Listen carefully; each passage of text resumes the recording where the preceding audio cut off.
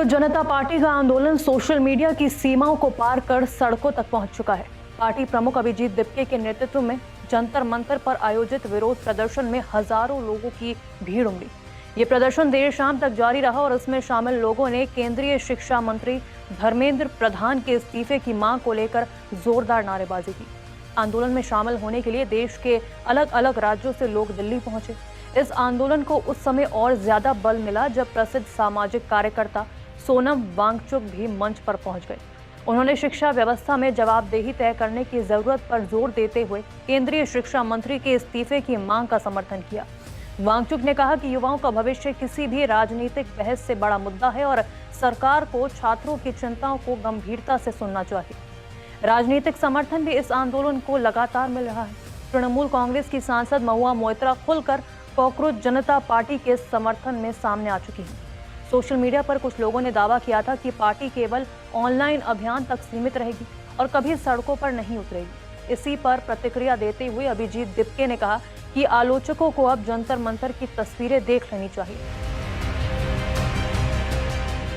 उन्होंने कहा कि लोग पूछते थे कि सोशल मीडिया कैंपेन से क्या हासिल होगा, लेकिन आज हजारों लोग मैदान में उतरकर उसका जवाब दे रहे हैं। महुआ मोइत्रा ने भी दिप्के के एक पोस्ट पर प्रतिक्रिया दी और लिखा, कॉकरोचों को हल्के में नहीं लेना चाहिए क्योंकि वो परमाणु युद्ध जैसी स्थिति में भी जीवित रह जाते हैं। उनका बयान सोशल मीडिया पर तेजी से वायरल हो गया और समर्थकों के बीच चर्चा का विषय बन गया है। मंच से संबोधित करते हुए अभिजीत दिप्के ने छात्रों और युवाओं से भयमुक्त होकर अपनी आवाज उठाने की अपील की। उन्होंने सत्तारूढ़ बीजेपी पर निशाना साधते हुए कहा कि देश को हिंदू मुस्लिम राजनीति से आगे बढ़कर शिक्षा, रोजगार और युवाओं के भविष्य जैसे मुद्दों पर चर्चा करनी चाहिए। दिप्के ने प्रदर्शनकारियों से सांप्रदायिक नारों से दूर रहने और केवल संविधान, लोकतंत्र, महात्मा गांधी और भीमराव अंबेडकर के विचारों के समर्थन में नारे लगाने की अपील की। अभिजीत ने धर्मेंद्र प्रधान के इस्तीफे पर क्या कहा, सुनिए।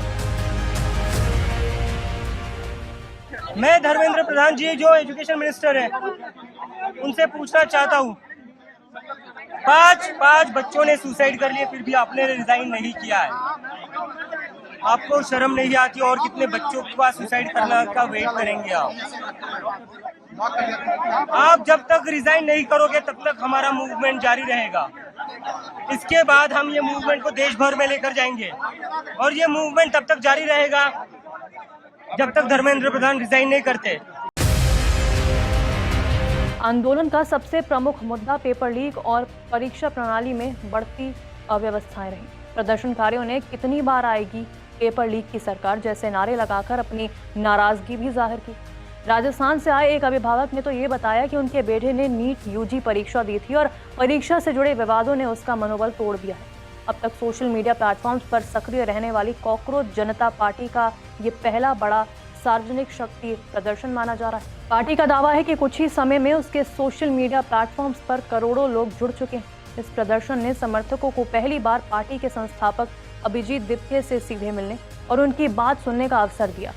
विपक्षी दलों के भी कई नेताओं ने इस आंदोलन के प्रति समर्थन व्यक्त किया।